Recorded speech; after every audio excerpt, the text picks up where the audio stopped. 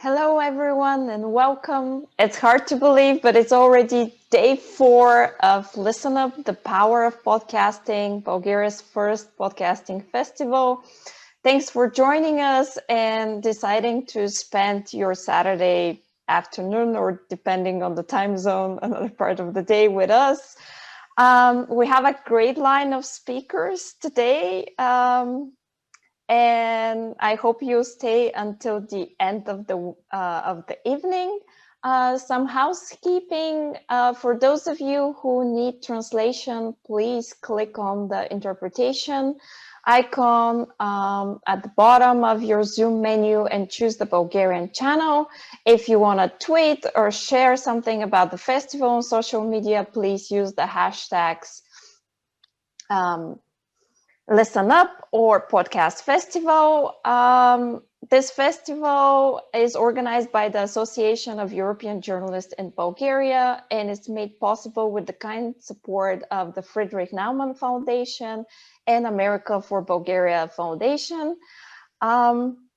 So these days, travel has been limited or restricted, and of course, in-person events are hardly possible. But with this first session, we'd like to take a tour of the podcasting scene in Central and Eastern Europe. And we'll visit several countries just sitting in our living rooms or wherever you are. We'll go to Bosnia, Bulgaria, Slovakia, and Lithuania. And we have some amazing speakers who will tell you a little bit more about the podcast that they are doing. We have Aleksandar Brezar, who is one of the co-hosts of Sarajevo Calling, a podcast in English about the Western Balkans. Hello, Aleksandar. Welcome. Zdravo. Zdravo. Hello. Thanks for the invite, and thanks for having me on this panel. Thanks for being with us.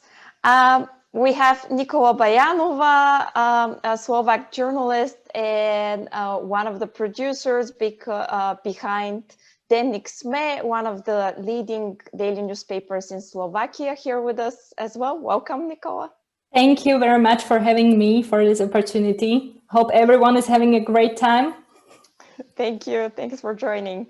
We also have Petr Georgiev. He's a Bulgarian journalist and also the creator and host of Victoria, which is the first documentary sports podcast in Bulgaria. Hello, Petr. You're muted. Of course I am. Thanks, everyone. Yeah, thanks for having me. It's an amazing pleasure to be here. Thanks as well. And last but not least, we have Karolis Vysniauskas. I'm sorry if I mispronounced your name. He is the co-host of NARA, one of the first narrative podcasts in Lithuania. Hello, Karolis. It's nice to see you. Hi, everyone. Yeah. Hi from Vilnius. Nice to be here together with all of you. Yep. Welcome. And so we decided to have this kind of a speed dating format tonight. So each of our 4 guests will have around 10 to 12 minutes to present their podcast. And then hopefully we'll have some time left for audience questions. Please use the Q&A section for that purpose. And at the end, they'll answer them. And now I want to give the Zoom floor to Aleksandar. Looking forward to hearing more about Sarajevo Calling. Take it away. Sure. Thanks, Boriana. 10 to 12 minutes. It's, I think whenever we have to talk about the Western Balkans, and somebody asks a question, I usually ask them, how much time do you have? Because it takes a while to explain the region in detail. And when it comes to our podcast, the story is, I think, a bit simpler. So I'll try my best to fit it in 10 minutes. Sarajevo Calling started out in 2019. So it's been about a year plus a couple of months. Prior to that, I come from a background in journalism. I actually started out as a radio journalist, and I've been thinking about podcasts as a format of reaching a large number of people as a sort of a radio reinvented or radio 2.0, because we live in those times where radio is kind of, less popular than it used to be. But to me, radio format and audio format has always been extremely interesting, because I think it gives you an opportunity to use your voice to create an image for each and every listener, which I think is quite specific. So although some people think that if you don't have the visual component to it, I think it grants you a lot more freedom, and it grants you, it allows for a very specific kind of creativity that works on an individual level. So by the time my co-host Yasmin Mihajlović and I decided to start doing this podcast, I've already been thinking about how to best utilize the audio format or the radio format in the 21st century. So when Yasmin Mihajlović and I, who's for those who don't know, is a political scientist, also originally from Sarajevo, who lives in the US now, and is a professor of political science. And I were working on a project together, and he came up with the idea to start a podcast because he was also thinking about it for several years and didn't really feel like he had someone to do it with. And that's how it started out. In essence, Yasmin and I, prior to that, have only met once for half an hour. We had coffee in Sarajevo, incidentally. At that time, I was living in Brussels. So to have both of us in the same place at the same time is quite a rare occurrence. So many people ask us, how is it that, the format that we adopted was quintessentially two dudes talking, but at the same time, which I don't think is the best approach to podcasting, in to have like two men talk. But at the same time, I think how we try to rework that in a way and play with the idea of having two dudes talking by having a very sort of a relaxed approach in the way that we present the topics that we cover every 2 weeks. So, my personal goal with this was to, I personally like people who are capable of explaining the most complicated issues, while having coffee with you within 5 to 10 minutes. So what I wanted to do with this podcast, and what Yasmin wanted to do with this, and he agreed, was to have this very easygoing approach where you feel it's more like a conversation. So in order to explain all of these issues that are say common to the Western Balkans, but Europe as a whole as well, what we try to do is have our listeners feel as if they sat down with us and we're just having a conversation over a cup of coffee, and and try to keep it sort of less formal in that sense.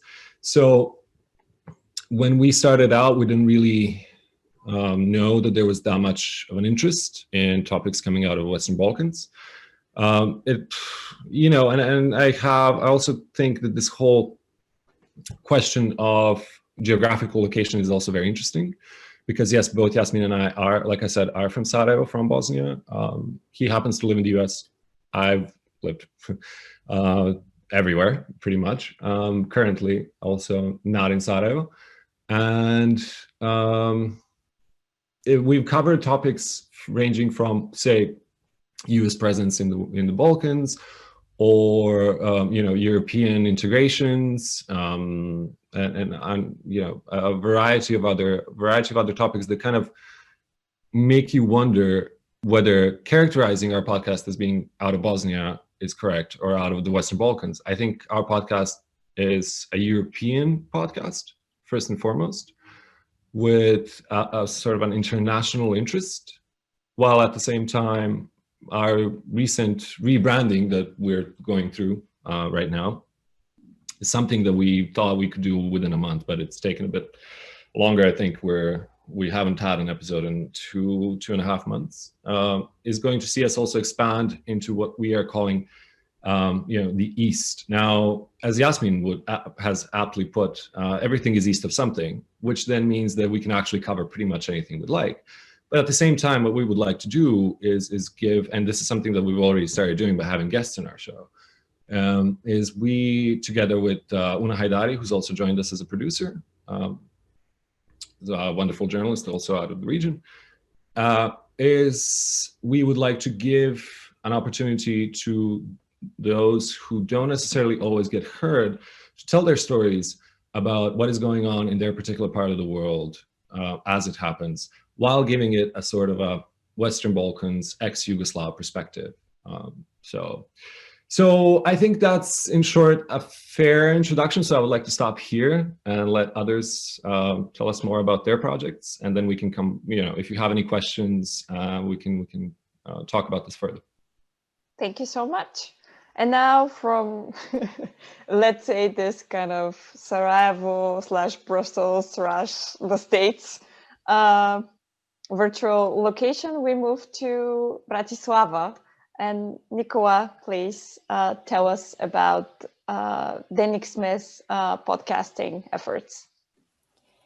Well, thank you very much. Hi, everyone.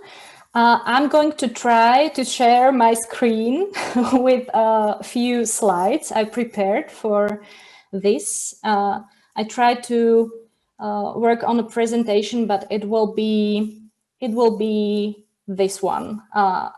Please let me know if you see podcasting in Slovakia in front of you. Yeah, great. Okay, so, well, podcasting in Slovakia. As you know, my name is Nikola Bajanova. I work in a daily newspaper called SME, which translates as We Are. In Slovakia, I work for the podcast department since 2000. What do we have now? Since 2018, I think, or maybe even more. But I would like to talk about not only me, but also about our podcast. So first of all, I would like to talk about all of our podcasts, but don't worry, not in detail.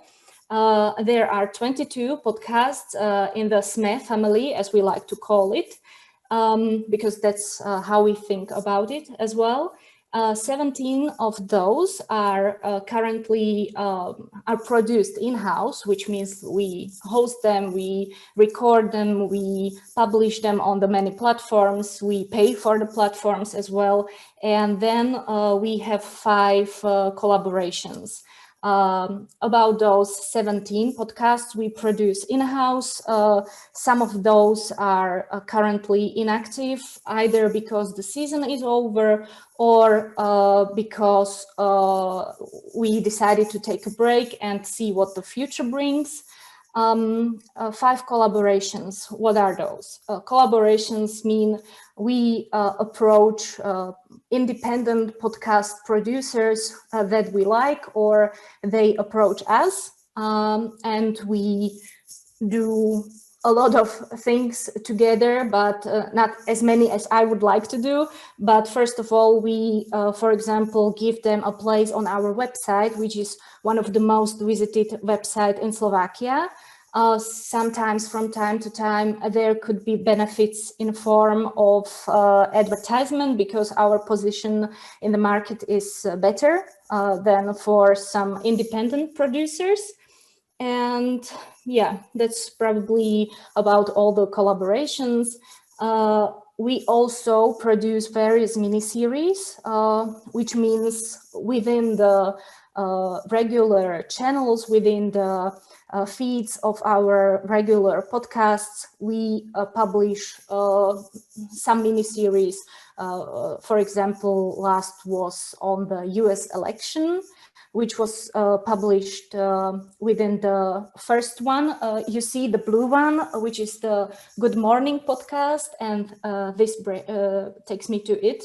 So good morning means dobre ráno, or dobre ráno means good morning. Is the very first podcast we launched in SME Daily. This was 3 years ago, and yeah, from the name of the podcast, you could probably tell that it was drafted. This show was drafted and still is drafted as the show our audience is supposed to listen to as one of the first things in the morning. Well, it should give you, brief glance of the important events and also deeper understanding of a chosen topic. We developed a script where we read news in the beginning, very brief news from the previous day mostly, and then we discuss or talk on some topic. We proceed with an interview. Well, the ultimate inspiration for this podcast was the daily from New York Times, which is, in my opinion, one of the best in the field, if not the best. So this was, as I said, a great inspiration.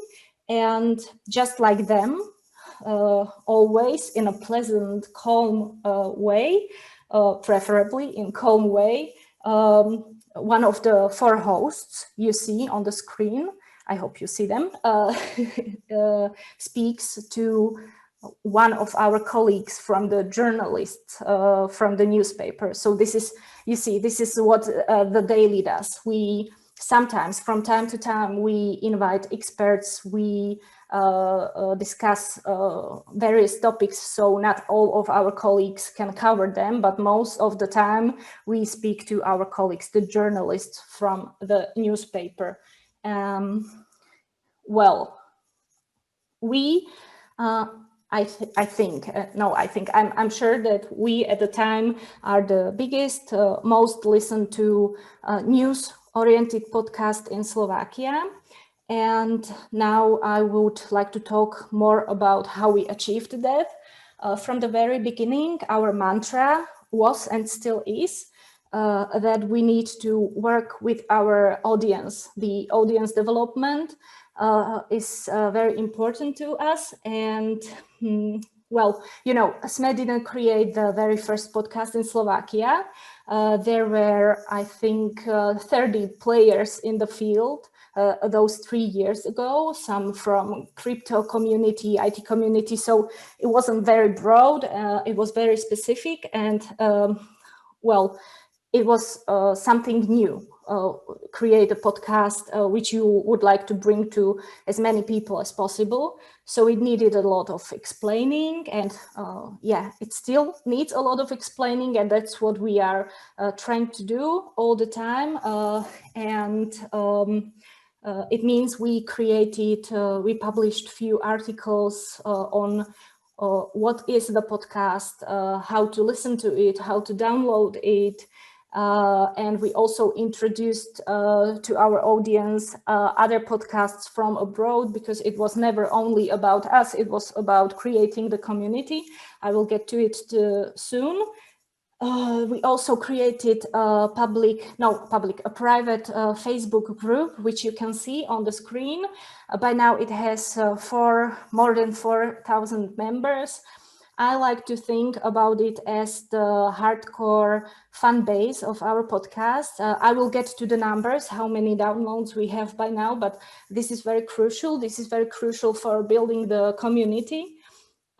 We communicate with our listeners, with our fans on daily basis, mostly in this group that you can see. Also, in the sake of audience development, the transparency is very important. From the beginning, we publish the numbers, the monthly downloads, not only of the daily news podcast Good Morning, but also for other podcasts we have.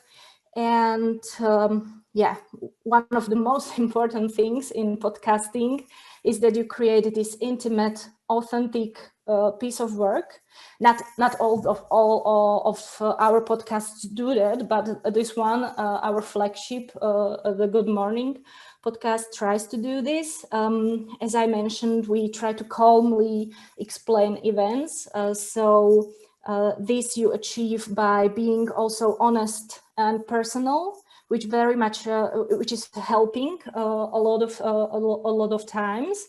And what is very important, the authenticity I mentioned, you achieve that by not polishing everything you hear in the podcasts. you know, we have people that have some handicaps in the way they talk. That doesn't mean that they are banished from the podcast. We welcome everyone because the knowledge is important, not the way they talk. And this creates very much of a very, very big, you know, the connection is better because you're honest.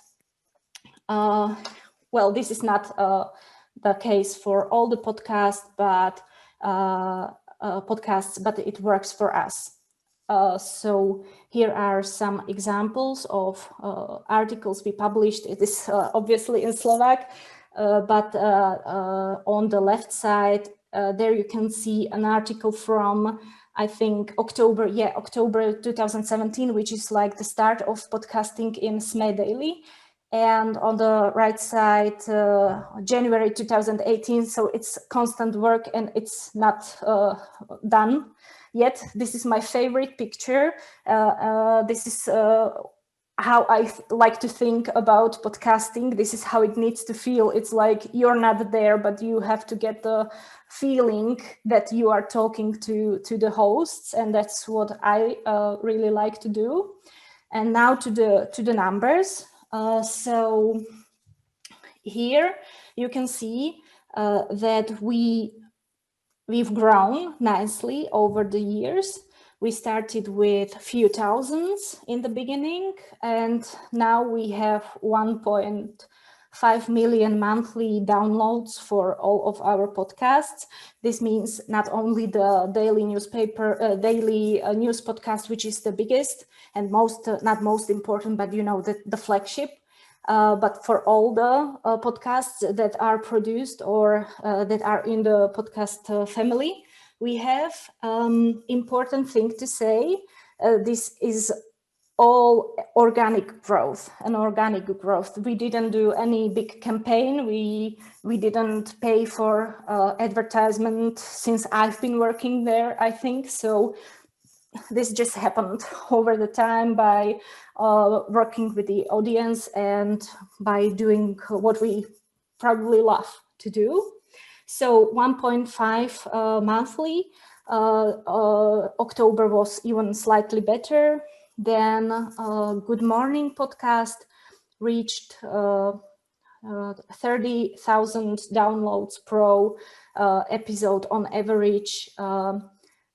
It means like probably every episode we publish will get around 30,000 downloads, but to be more accurate, we also publish this show into radio stations, and also we stream it or publish it on YouTube. So the number would be probably around 50,000 per episode. So this is about the numbers which concern us. But as I mentioned in the beginning, there were 30 podcasts, and by now we have more than 230 podcast producers in Slovakia. And this doesn't mean that we have only 230 podcasts, because just as we do, some of those produce more podcasts. And it means we have much more of those covering politics, economics, traveling, climate change, sexual health, anything you can think of.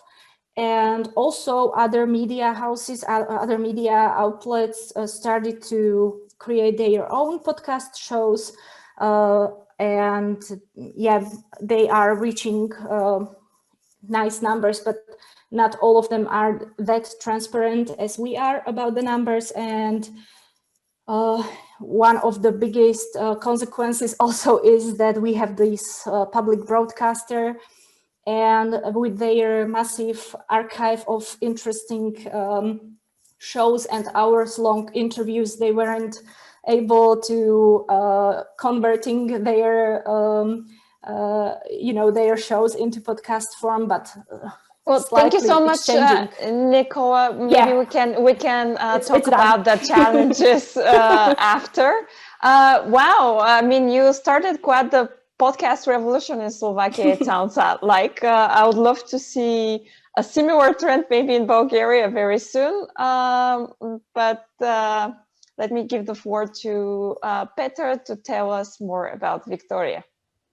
Thanks, Boriana. And first of all, I just want to thank you for inviting me to this festival. And it's so great that we have such an event here in Bulgaria, given that just a couple of years ago, this was a completely new phenomenon. So I'm really happy that we can talk to some producers and some amazing journalists who are probably going to inspire more people to do this kind of thing here in Bulgaria as well, and hopefully around Europe. So I am producing this documentary podcast, which is called Victoria, and it's about football. And today I just want to talk about three things, essentially. The first thing is the problem, I think, with sports journalism. The second thing is, what's Victoria? And the third thing is what I've learned throughout making this show for the past 2 years. So essentially, my whole interest in journalism, I've been doing this for a short time, just 5-6 years probably, on a professional level. But my whole interest in journalism is sort of rooted in my love for football. And I've been so passionate about football ever since I was a child. So initially, I started doing journalism in school for the student newspaper. And even back then, I just could see some issues in the media industry, which were, I think, a direct consequence from the digital revolution. And the more you read sports media, the more you see that there is just too much, clickbait content, too much content which essentially doesn't have any substance, and it's just to get clicks and some views, and after that it just moves to the next article. So I could see this 10 years ago. I think most of us can see this. It's the problem, which is not just in Bulgaria, it's around the world. And it's obviously not just sports media, it's everything. But as someone who really loves this sport and, sports in general, I just wanted to do something, because I do think that sports journalism, it's not just entertainment. I do think it's more than that. And I think that it is our responsibility as journalists to showcase that football has an impact on society. And through the lens of football, you can learn a lot about different cultural issues. You can learn about politics. You can just learn about human nature and what is going on in our countries. And since we're discussing, Central and Eastern Europe and podcasting in this region, obviously football is the most beloved game here. And I think it has shaped our lives in the past 10, 30, 50, even 100 years. So I've been noticing this trend in sports journalism for the past decade, probably. And I guess my response to this was to create my own platform and just to try to share my perspective of what sports journalism is supposed to be. And I think it's supposed to be more than just entertainment. I think we have to do more documentary work, more in-depth reporting, and just try to connect the dots and just see how football, again, has an impact on other areas of society. And since there are so many football fans here in Eastern Europe, it's been a huge pleasure to dive into this topic and do some research about the history of football and the way that this game sort of manifests itself right now. So that's I think the problem with sports journalism. And again, my response to this was to create a podcast. And since I'm a huge fan of podcasts, I've been listening to many shows for 5-6 years. The first one was the Football Weekly by The Guardian, also the Daily by the New York Times, Radio Lab. And I'm so happy that we have some of these creators in the festival this week. It's been just so amazing to talk to these people who I've been listening to for such a long time. But essentially, I just wanted to do an audio storytelling platform where I would be an independent creator and I would select the topics that I'm going to cover. So it's been great to have these digital tools that allow us to really tell these stories in a completely new way. So Victoria, again, is a documentary podcast about football, which also tries to teach us something, I guess, about the world. And I produce these long form documentaries between 20 and 30 minutes. 20 and 30 minutes long. I've been doing this for about, again, 2 years. I think I've produced 20 episodes, from which 10 are these long-form documentaries, and the rest is, you know, interviews with interesting people. So I chose this format because it's so intimate, and you can just tell compelling stories in a new way. You can connect with audiences in a new way. And because I talked about the point of the show, I just wanted to share some of the stories that I've done, which I believe illustrate what Victoria is about, and why I think it's sort of different from what most sports journalism, what most sports media are doing right now. So some of the episodes that I've produced, for example, is I did an episode about the history of women's football in Bulgaria, which started in communist times, and the episode discusses women's rights. But it also demonstrates how much women love football, and the fact that they're willing to play without any salary, essentially, just because of their passion for the game. And this was the case back in communist times, and this is the case right now as well. And I think we sort of forget how much women love this game, and you just focus on the men's game, which I don't think is, you know, we should be diving deeper again. Another episode I did was on the story of Red Star Belgrade, the team's triumph in the European Cup in 1991. And this was really fantastic because I could talk to some of my Serbian friends who are not necessarily Red Star Belgrade fans, but they told me a lot about the club, and they told me a lot about the impact that the club has had, you know, the club's triumph on the nation back then. And it was amazing for me to hear that story and, you know, tell it to the listeners. On another episode, I did a documentary on the mental health of Bulgarian footballers. It was a research project that took several months. I started it this year, and I talked to 8 young players from Bulgaria who shared a lot about, you know, how they deal with the pressure of playing on a professional level. Again, I think this is an issue that is not necessarily talked about, and not just in media, but in society. And as we've seen this year, especially with the pandemic, mental health is a really, really important topic. And I think with this episode, I hope that I have contributed in a small way to promoting this topic and, you know, explaining to people why it's good to talk about mental health in general. And finally, one of my favorite episodes, actually, which I again produced this year, is about the Uruguayan club Danubio, which has Bulgarian founders. These were Bulgarian immigrants, the Lazarov family, who emigrated to Uruguay about 100 years ago. And now Danubio is one of the best clubs in Uruguay, and has had a great success. And it was so great to talk to people in Uruguay and see how, you know, how a football club can build a bridge between two countries. Again, I think this is another story which shows the impact that football can have on society. And finally, I guess I just want to share with you what I've learned from making this project. I guess there are 3 points that I want to talk about.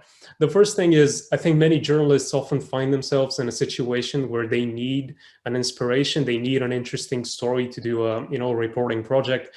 And for me, and for most experienced journalists that I've talked to, the solution is just to get out there and just talk to people.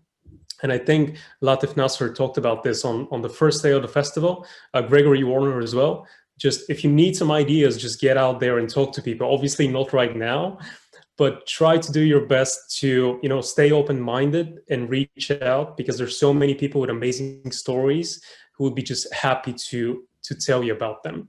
Then the second thing that I learned is that making a podcast requires time and dedication and effort, but it totally pays off. Not necessarily financially, but it pays off in terms of the feeling that it gives you. Because as I said, for me, this is an amazing way to connect with people. And I think if you have the idea and the passion and the ambition, just do it. Just do it, because I think people are definitely gonna, you know, cherish and just admire you for that. And I think more and more people are gonna use this format to tell amazing stories, especially right now where we have the independence and the chance of, you know, just experimenting with audio. And finally, again, on the point of what sports journalism for me is supposed to be, I think football and football reporting should be more than entertainment. I think it is our responsibility as journalists to dive deeper, to dig deeper, and to showcase the different ways in which the game interacts with society, and to show the impact that it has on us, and the way that it shapes our everyday lives. And this is my ambition for the future. Hopefully, the podcast can grow and the community can grow.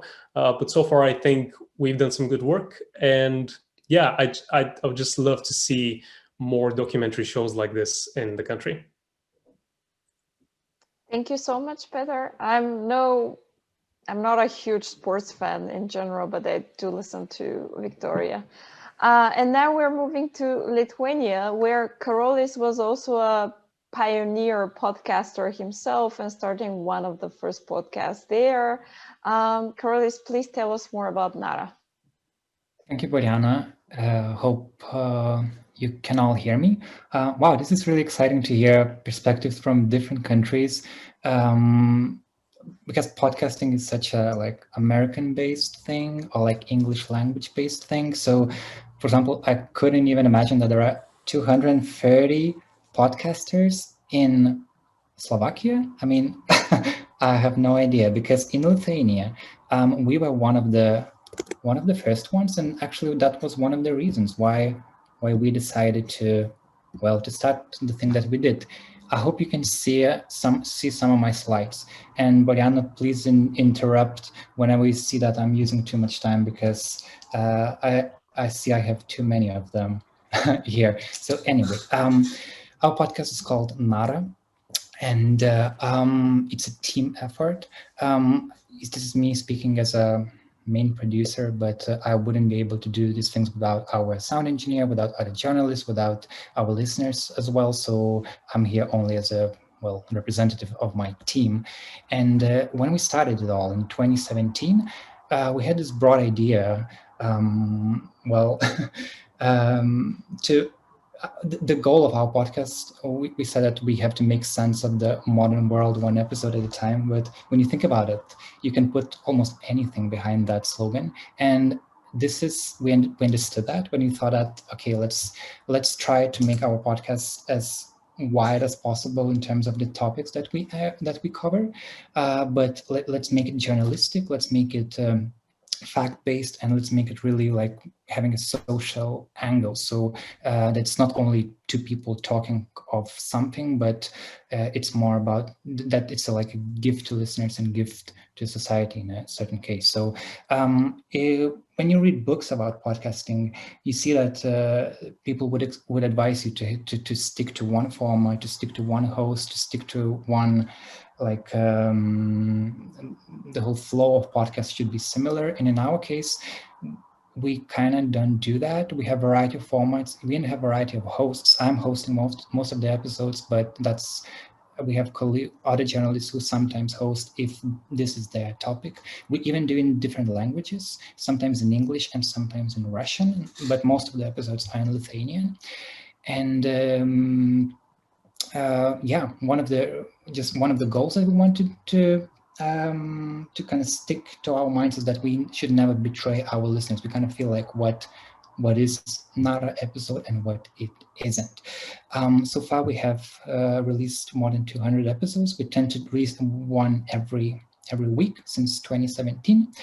And one of the things that can be interesting is that we are partially funded directly by our listeners. We use Patreon for that. And currently we have almost 600 people who give us almost $3,000 per month. So this gives some of financial security, and it's also a great way to interact with, you feel that what you do, that people are willing to pay money for that. Actually, I'll be talking about Patreon tomorrow. I have a separate session for that. So if anyone's interested, please join then. I will share some of the examples of the episodes that kind of got us recognition. So we will have more sense of what the hell are we talking about in our podcast. So one of the first breakthrough story was including these two interviewees. Their name is Julia and Paula, and they, during the Me Too era, they both have accused one of the leading film directors in Lithuania, who basically they talked about what experience with him and how he basically, I don't want to get deeper into the accusation, but it was harsh, and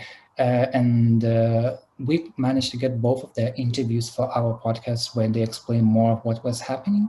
And even though we were only a small podcast at that time, we managed to share the story internationally. It also went to Hollywood Reporter, and we thought, like, why would that happen? Why would people trust us, group of journalists, instead of going to big media outlets? The thing about Lithuanian media, and maybe it's similar in other countries as well, is that people don't really trust mainstream media. I don't want to sound like Donald Trump here, but I mean, there is this distrust and this clickbaity journalism, and a lot of Lithuanian media became like that in recent years. So we, as a group of journalists working independently, we got a lot of trust from other people, even though our reach isn't that high. And also, it also works because of the format of a podcast, when you can have like 30 minutes for an interview, and we publish one of the interviews almost unedited, so it will be a clear account. It's much, people then can think for themselves whether they should believe or not believe what is being said. It's a better way than just making a flashy headline. And this was a similar case with another story that's currently on one of our most listened episodes. This is kind of connected with what Peter was talking about, sports and how sports are, what role do they play in society. So we did this interview with this woman named Ruta Milutite. She's a former, she has won 3 Olympic gold medals in swimming, and she was really young during that time. And then she, being like in her 20-somethings, she decided to retire and to completely rechange her life. And she talked about how swimming completely drained her, and how she just didn't want to do anything with that. And she didn't trust other media outlets to tell her story, because she wanted more of this intimate approach that podcasting can give you. We also, what we did with our team, we always take photos of our interviews, and we want to make them professional. We want to make them, different than you would imagine. For example, this is shot from that interview. So nothing is connected with like swimming or sports here. And we noticed that when you have good photographs, your audio interview can have much more influence then. And one of the other things I want to share that worked for us is talking about psychology. What I realized about podcasting is that it kind of lets you go into these taboo topics that you wouldn't speak publicly on radio or wouldn't speak publicly on television. So if you look at our top 10 most downloaded episodes, 5 of them would be talking between these 2 people, not the dog, only these 2 people. So you see Berta, she's a co-founder of NARA collective, and you see Andres, he's a professional psychotherapist, and they both are talking about different psychological topics. For example, what is anger and how to deal with that, or like how do you deal with like burnout in your work, or how do you deal with, for example, with your sexuality, and all these things that it's kind of, this whole psychological revolution is happening in Lithuania, that people tend to notice that, okay, actually it matters to know what is going in your brain, and it's not, you shouldn't be ashamed if you go to a therapist. So these episodes became like a therapy in their own ways. And yeah, we didn't imagine this is going to happen, but yeah, this is why people listen to us. There's a lot of just our journalists interviewing therapists. That works. We didn't really imagine that. So it's all going by under one NARA name. It's quite different variety of different topics. For example, and this is another example from two scientists talking about COVID. So I guess I almost ran out of my time, so I wouldn't go deep into this. I will just share some of the last thoughts. I want to quickly stop on this. When we want to make our podcast more popular, we put our photos in the gallery and we attached like earphones to them so then people could see the person and hear what they're gonna say. That worked pretty well. We did this in the National Library. We even got some international attention. Yeah, what else? Now we're working remotely. It's really important. One of the tips that we learned is make proper remote recordings with proper microphones. That really kind of distinguishes professionally made podcasts from amateurs. But and some of the questions that we're asking ourselves now is, should we go to YouTube? We don't really have any presence there, but we see that in Lithuania, what's happening, that a lot of podcasters are going to YouTube and they got a lot of reach because of YouTube is a popular platform. And we're also thinking, should we focus more on Lithuanian language, or should we try to make something in more like international, going to English language and Russian language? And I guess a lot of people in Europe, when they're starting their own podcast, they're thinking, okay, I'll do it in my language, but how many listeners will I have? Lithuania has like 3 million people in the world speaking Lithuanian language, but it works for us, but we're thinking, should we expand? So yeah, this is some notes from our side. So yeah, I guess that would be it. Thank you, Karolis. And I guess it speaks volumes to the kind of work you are doing, that these two actresses actually trusted you with their Me Too stories. And I guess Aleksandar can talk about, having a podcast in English. We do have a question. We have some minutes left, unfortunately, even though I feel like we should do like a listening session or something and like exchange experience. But we do have like $1 million question in the Q&A section. And it is, if you're an independent producer or podcaster, how do you build a community around your podcast? Anybody want to take a stab at it? Aleksandar, was that your hand or? Yeah, that was a half hand, more like. Okay, there you go. I have a thought, kind of gesture. What we try to do, I think originally one of the problems was the question of reach, and how do you get as many people who are interested in the subject who might not know that your podcast exists. How do you get them to be aware of what you're doing and maybe listen to your podcast, and also at the same time feel involved and included? So we use social media for that. And Yasmin and I, both of us, have a presence on Twitter. He has quite a lot of followers. And we try to build our brand around that, around the fact that we are quite easily reached. It is relatively easy for people to talk to us, to communicate with us, to ask us questions.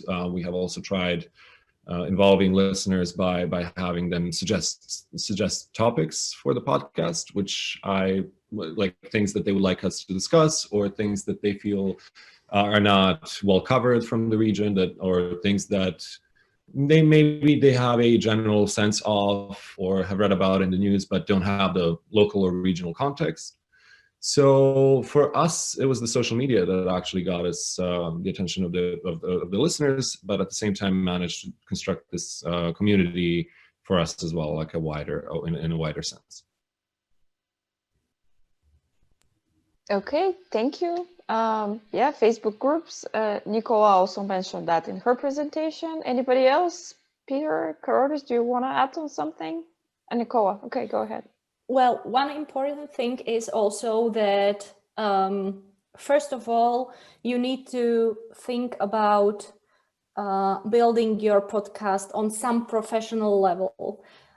What Karolis has shown us is like the best. It takes a lot of time, and you need to think about it. Even if you are an independent producer, you need to think about investing in the best possible gadgets You need to think about investing into research. You need to think about investing time in all the production, even if you are an independent producer, because I meet many people that think that producing podcasts is, pushing one button at the beginning of the podcast and then turning it off. And it doesn't works like that. That's the first thing. And if you have covered all of those things covered, and you work constantly on yourself, on your podcast, the results should come. Because still this market is so small that if you do something very good, you should be recognizable. That's not very, very specific, but it is something I would recommend to start with. Thank you. And maybe just with a sentence or two, I know that in Lithuania, Karolis, you did some, in the before times when we could actually meet in person, you actually organized some offline events where you can meet with your listeners, etc. And I thought that you might want to share this as an experience to build a community. Sure. Thanks. This allows me to go to my presentation again. So just few slides. So for example, this is the kind of event that we did with our listeners. Or this is, for example, another shot from our event. So the idea, how does this work? We choose a topic. Then we invite people and sit in a circle and talk about that topic. For example, this is a shot from conversation about what does it mean to be an ex-prisoner in Lithuania, because Lithuania leads European Union of how many people are being put in jail, but at the same time, when they are released, no one wants to do anything with them. No one wants to give them a job. No one wants to, you kind of have this really big stigma, and so many people in society have them. So we, few of people agreed to talk with us about what does that really mean, and we did this whole conversation live. For example, this guy was in jail for 5 times, and now he's free of that. But you could have our listeners asking questions and sharing their opinions, and then we record the whole thing and put it on our podcast as an episode for those who couldn't attend. So live events was one of the things that really worked for us. Sometimes we only saw, so these are the actual people that listen to us. It's really interesting. So you can have these round story circles debate. So that worked. That worked for us. Thank you so much. That's quite an interesting way to build a community. Well, thank you so much. I'm afraid we run over time, but it was great to have you and to share your experience. I'm looking forward to hearing the new season of Sarajevo Calling. Send my best to Una. In the meantime, for our audience, please don't go anywhere. We'll take a 10-minute break, stretch your legs, grab a cup of coffee, and we'll be back in 10 minutes when Jorge Caraballo Cordovez will join us. He is an editor at Radio Ambulante, and he will tell you the incredible story of basically the most successful Spanish language podcast that there is. And I'm sure we have a lot to learn. Stay tuned and we'll be back in 10 minutes.